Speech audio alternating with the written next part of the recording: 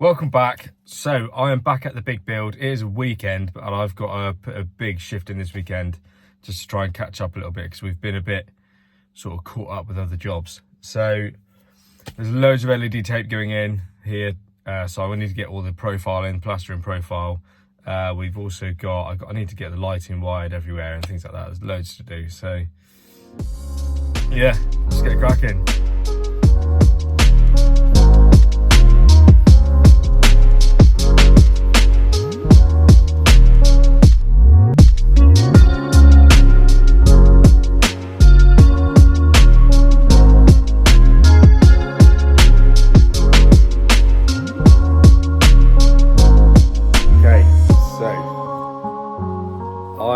I'm going to start hopefully getting a lot of this LED profile cut in today, which is a horrible, noisy, messy job. So we've got one in here. This is in the breakfast room.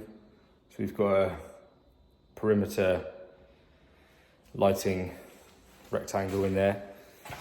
As you come into the dining room and lounge, I'll flip you around. We've got a LED tape that's going all the way around this opening on the actual reveal. So that'll be central on this section here, all the way around. It illuminates the opening. So this is all as per the client's design.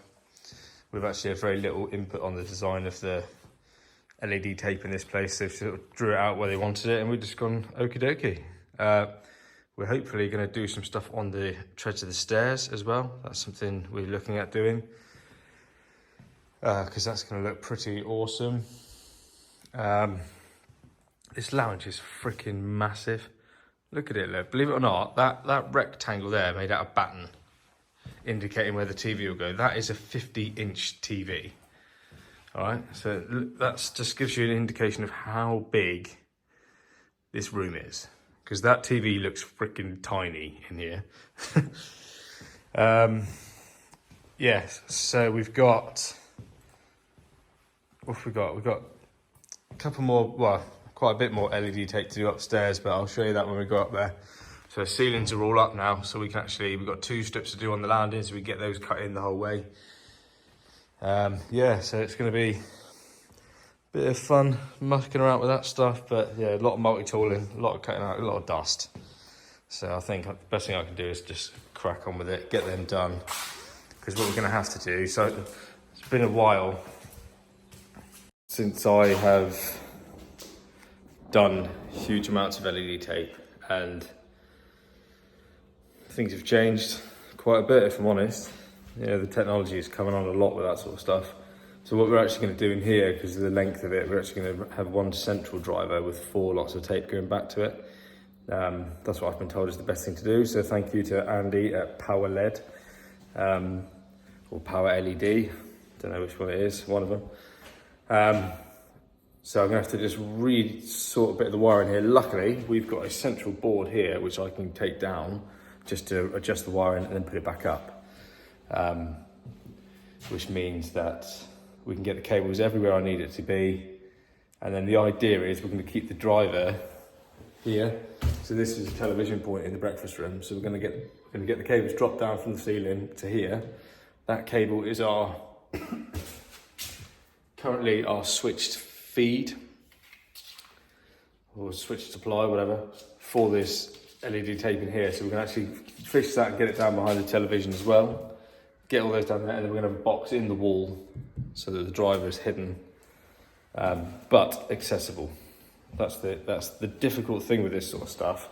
And if you guys do a lot of LED tape, I would love to hear from you as to how you go around hiding your LED drivers, because the trouble is, in here we're using, the dotless tape. I think that's what you call it, dotless cob. I don't know. And it's 10 watts per meter, so it's a lot of energy. So the drivers are quite big, So this opening in between the lounge and the dining room here is 9.4 meters of LED tape. So that is 904. We almost got that wrong. 940 watts. So you're nearly looking at 1,000 watts of light. So it needs, sorry, not 940, 94 watts. So we've got a 100-watt driver, but you can only run the dotless tape up to 5 meters in length, from what I'm told. So we're gonna have to have 2 lots of, just under 5 meters for this section. Going back to one central driver again. Now the question is, where do you put it? Okay, because I believe, sorry, I had a message come through on Instagram. I believe you can run up to 10 meters from the driver to the end location. So in that case, because the trouble we got here, let me flip you around again. Thick, it's concrete block walls here. We've got the steel, but that steel is going to be encased for fire protection. Okay, so we can't hide in the web of the steel with the box. Now, in reality, I'm probably going to have one tail coming up from the LED here and across, and the same again that side. Tail there, up and across, so they meet in the middle, but the supplies will be either side. Now, it's less than 10 meters that I can run up across the ceiling here, and I could probably hide a driver in this boot room in here. Because if I have to have a panel in here, that is not going to be a problem. In fact, all of this is getting boxed, so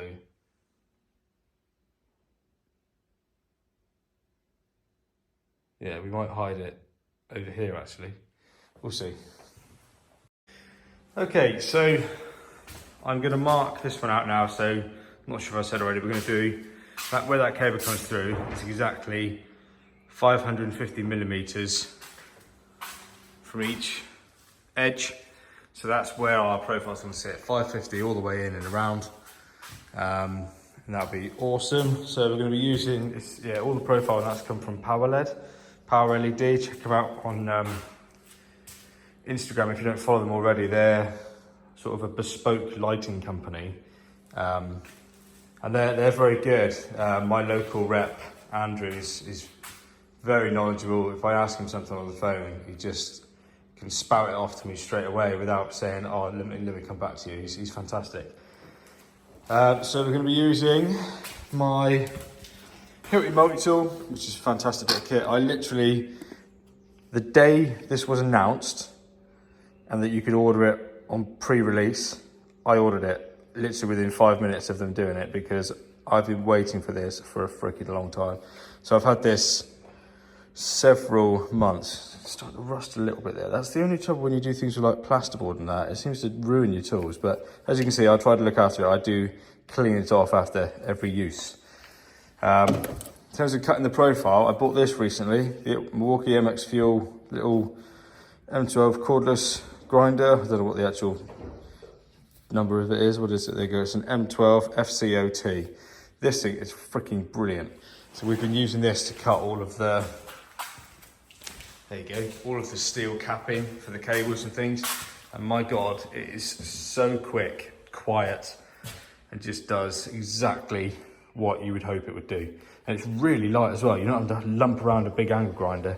So I'm hoping we can use this to cut the aluminium profile. I'm going to do a test piece to check it works and doesn't leave a burr. Well, if it does leave a burr, I can file it off, but that's the plan. So yeah, get this marked out up here, multi-tooled out. So we need to cut a 12mm groove, because that is our profile there.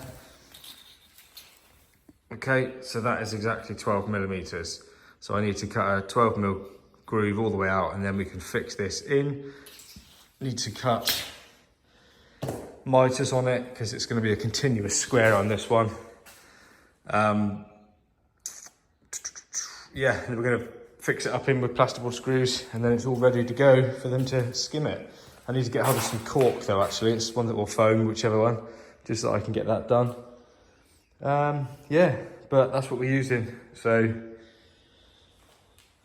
yes, I like a bit of Milwaukee, but I'm also a massive Hilti fan. I've pretty much got, well, almost I've got every tool in the old range, and then I've got almost every tool in the new Neuron range. So I haven't got my cable cutter or cable crimper, in Neuron, but that's because they're freaking mega money. But I have got them in that range, and I have also got them in Milwaukee now, which you guys will have seen. So I've got the big 75R cable cutter, and then I've also got a cable crimper with full set of dies. So yeah, I'll do a comparison video on them soon. They're very sort of similar bits of kit. But yeah, it's this. I really love this stuff here, the Hilti 12-watt range. So again, absolutely fantastic. The Milwaukee 12-watt stuff, I've got quite a bit of that, and it's bloody brilliant. But the Hilti stuff is a bit harder to come across. You don't see many people with it. They have recently, it's not released yet, as far as I'm aware. Might be, but they've brought out this exact same laser that works on your 18-volt batteries. 22-volt batteries, which I'm a little bit jealous of, and I'd like to have one. But they're expensive. You're looking at about 800 odd quid just for a laser. I think that's bare as well. But yeah, these little drills and that, just keep them in this bag, along with a load of hand tools. This is like a full-on Hilti bag. And that's just nice just to lug in if I know exactly what I'm doing, or I've got a little bit of drilling, and I've got the torch.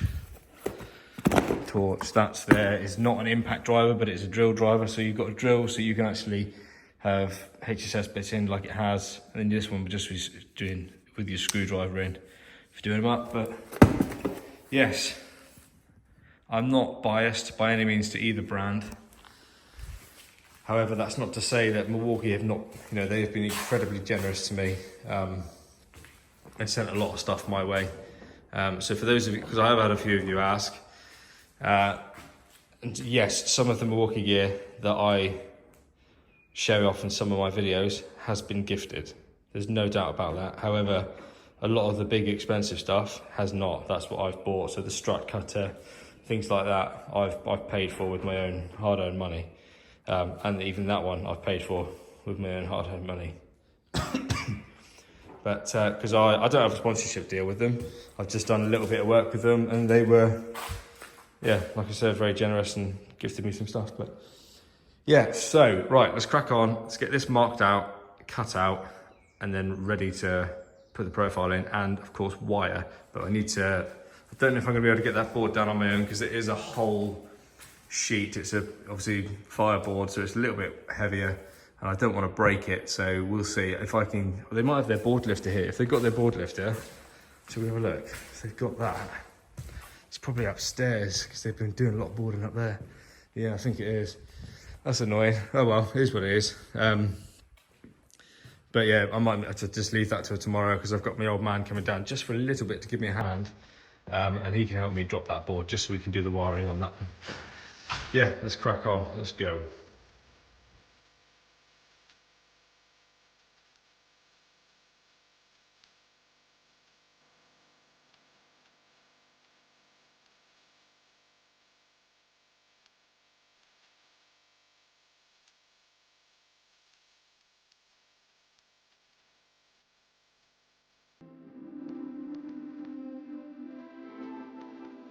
So I'm actually using my crossline laser to set this up each time. So I'm doing my measurements off the wall, allowing for the plasterboard and the dot and dab, setting that up, marking it there, so I've done a cross, lining it up with the same point down there to keep it square, because then if this wall ends up bowing out slightly, doesn't matter, we're still going in a straight line. And then likewise across there, lasered. So we've cut two slots out already. Come out quite nicely. Channel fits in there, lovely. Waves off in a couple of little places, but it doesn't matter because the profile's got like a 20mm flange on it, so it's absolutely fine. Yeah, get these two cut, and then we can actually start cutting some profile. We need to do a little bit of wiring as well, because I think I said before, I need to get actually 4 cables feeding this, because each length is going to be its own separate piece. So we need to actually get a cable to each corner, get that mains cable behind the television, get a new twin core, 2-core flex, or 3-core flex, whatever I got in the van really, from there up to each corner. And then yeah, it's good to rock and roll, ready for when we actually wire it. Because what I'll have to do then, each of our LED tapes actually comes with a 150mm tail on it. So what we'll do is we'll do a through joints. We'll effectively twist the cores together and solder them, and then heat shrink it so it's a nice solid connection up in the ceiling just above, which is fine because it's only 12 volt, but like I say, we're going to heat shrink it anyway. But yeah, so then that'll be this one done, and then we've got a massive one to do up on the landing. But yeah, do you know how tempting it is just to come and second fix some of this? But I'm going to leave it to the decorator because it's the nice thing to do. But I could just feel like, you know, it's a Saturday, a bit of second fixing. Just be lovely, wouldn't it?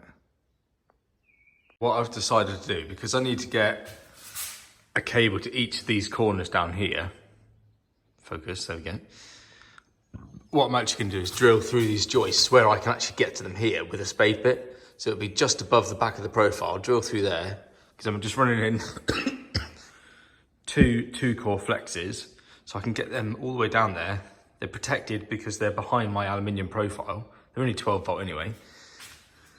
And it does mean that I can get those cables across easily without having to take down this flipping sheet in the middle. So that would be quite good. Bloody hell. And then all I've got to do is get that down to there along with the cable, because that's a open joist anyway, so I can get a cable in that corner and a cable in that corner easily. So hopefully it won't be too bad. I've started fitting the profile, I've cut a couple lengths, I've got this one fitted up here. I went a bit too long with my chase, so I need to get a bit of foam in there on that, but I've done my mitre. Annoyingly, the room is not 100% square, so it's a bit of a pain in the ass, but I'm gonna also, yeah, I'm about to get those cables pulled in, and then I can fit my second length of profile. Then I've got to do a cut length before I can do that far end, and then do the other long length, and a little bit on the end there. This is annoying. The profile, the power lead supply are only 2 meter length, so I wish they did 3 meters now, because I hate having to have joins and things like that. I find it really irritating, particularly in the diffuser. But it is what it is. I'm sure it will look pretty seamless, hopefully, when it's up. So yeah, we're gonna crack on and get the rest of this profile fitted down here and the cables in, and then I'll show you once that's done, and then I'll start marking up the landing. Actually, I'll need to get the cables down there as well, so yeah, we'll get that done as well. So I'm just marking up one of the cuts now, using a square to do it all. All I would say, doing this stuff, measure, mark, and remeasure probably 3 times, because this stuff is expensive, right? You've got that pile of it there, look. So there is a lot of it, to be fair. All in, with the meter sections and the 2 meter sections, there's enough to do 70 meters, okay? And that's about 1,000 quid, just to put it in perspective for you. All right, so it's not the kind of stuff you want to be rushing and cutting wrong and losing a whole length, all right? So just, yeah, spend a bit of time and get it right. So you've got a couple of lengths up there already. They're going in nicely. Cables are where we want them. But yeah, it's worth spending a little bit longer doing this just to make sure you don't cost yourself quite a lot of money. For any of you wondering, this does cut the alley track. Lovely. Very quick cut. Everything I've done today and all the aluminium, all the steel capping we used in the whole house has been cut with that same blade, and it's still perfectly fine. So I'm well impressed with that. The aluminium gets freaking hot very quickly though. But yeah, as long as I'd advise wearing gloves, but yeah, it cuts it really well. So good purchase, not even that expensive. It's like 130 quid or something bare. Yeah, if you haven't got one, definitely get one. Okay, we're nearly there. Got just 2 bits left to finish over there, so comes all the way around. Got 4 cables in. Just got the last little bit, 2 little bits to do there just to finish it off. But it's gone in alright. It's a bit of a pain, like I said, because the thing's not completely square. but it's only a little bit out. But yeah, I managed to get the cables down here. So they're all hanging out there at the moment. So I've got the switched supply and then 4 cables which will be connected in parallel. So basically what I'm thinking I'm going to do now, I put a story out on my Instagram, because what I was originally thinking, I've seen this guy on Instagram, I see him quite a bit, and he's always tied in with stud buddy, stud buddy. And what he does is he does really flush TVs, and he puts these big white boxes in the wall where they just have a blanket lid, and all your TV cables and everything go into them. That's where your sockets and all that are. So I'm probably going to get one of them and do that, because everyone sort of said to me on my Insta, oh, hide the driver behind a downlight. Unfortunately, closest downlights are all the way over there. And that's not really possible for us because this is already skimmed. This is the only room that's been skimmed on the basis of their kitchen had to be delivered earlier than they wanted.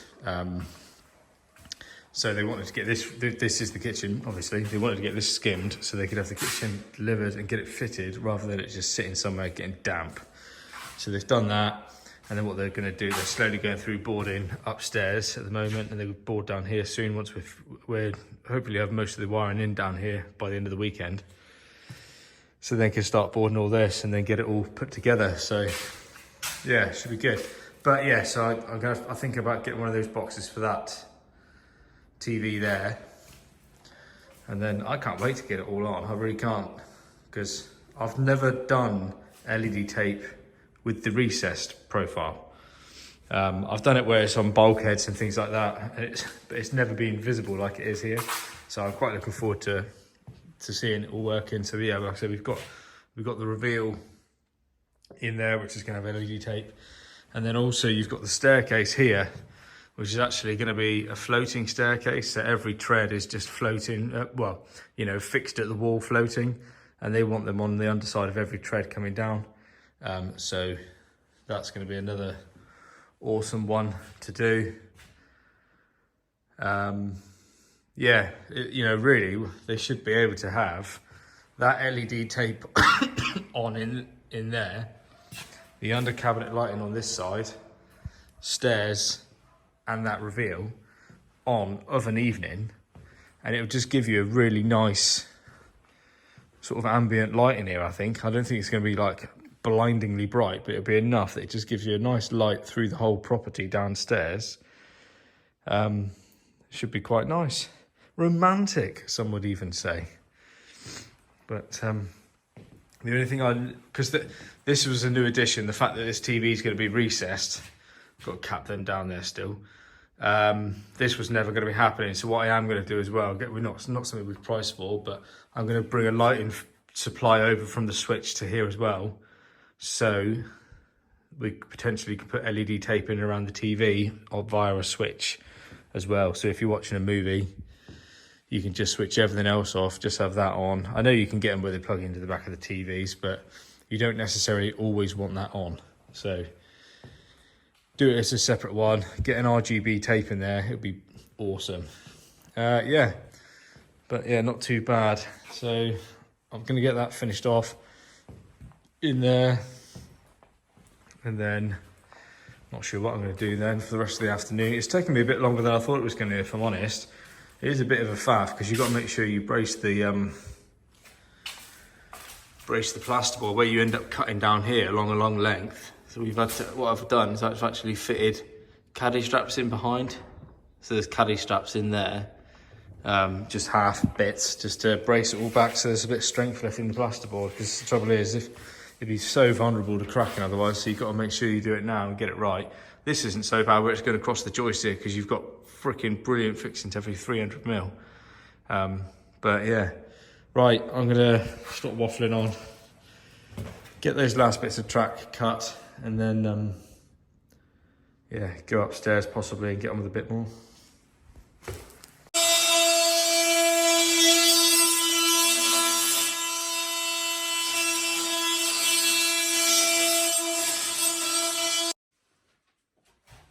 Screwdriver.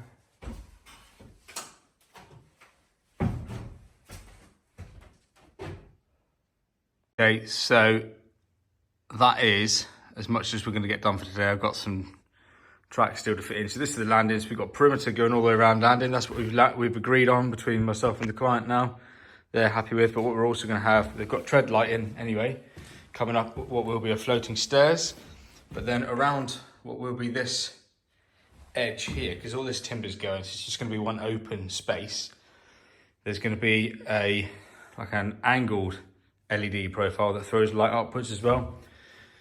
That will just help light this space really, so it should be very good. But yeah, done a little bit of capping as well because cables kept tripping over them, so got that all finished off. But that goes all the way down, loops right down the end there, and should look really smart when it's all done. Master bathroom's all finished in here. So that is all cut in and all got all of the track on. I've got some foam which I'm gonna chuck in as well so they don't fill it up. But yeah, really pleased. They've asked now if we can put lights in what will be there, and there, which are 3 alcoves. So there's going to be lights in those, and there's also some sort of unit going over here behind the toilet with shelves in it. So we need some sort of lighting in that as well, but I'm just waiting for a drawing as to what that's going to be. But yeah, so that's it. As much as the LED lights we're going to get in tonight, because we are starting to lose daylight. It might look quite bright in the camera there, but it is getting quite dark here. But yeah, thank you so much for watching. It's been a really dusty one. And a lot of hard work and thinking to make sure this looks right. But yeah, thanks for watching. Make sure you like and subscribe, it really helps. 2,000 subscribers, we're gonna hit that fan video.